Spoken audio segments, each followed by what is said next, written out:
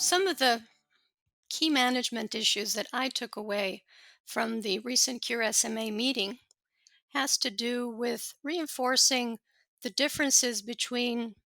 two SMN2 copies and three SMN2 copy numbers in terms of their outcome that was presented with the sprint data, reinforcing that the two groups are very different and need to be managed differently with newborn screening. Other data that was presented was novel topaz data with the apitegromab, um, the anti-myostatin inhibitor, showing benefit, especially in children who are treated early. That 2 to 5 age group had the best response, not so much in the older age groups. The pediatric component that was also novel is the recent rainbow fish data, which is the pre-symptomatic risdiplam trial that is underway. And though there are a few patients just yet in that smaller SMN2 copy number of two, they were very promising and reassuring, and we need to wait for the completion of the study for a better idea of the totality of the response to risdiplam in pre-symptomatic children, as it's not yet approved for use under 2 months of age.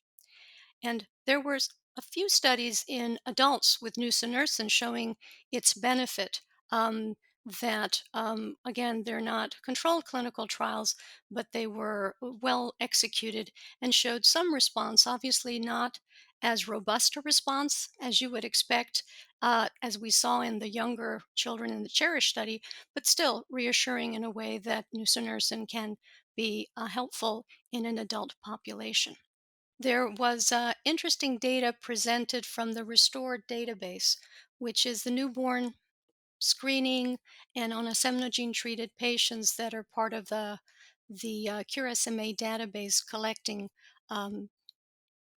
information on symptomatic and on pre-symptomatic infants treated with onasemnogene and showing improvement with patients who were treated, um,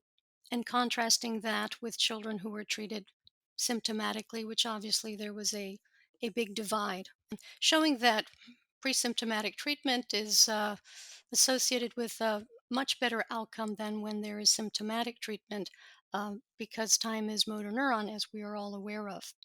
There was also data presented on the DEVOTE study, which is the high dose, less frequent nusinersen intrathecal administration.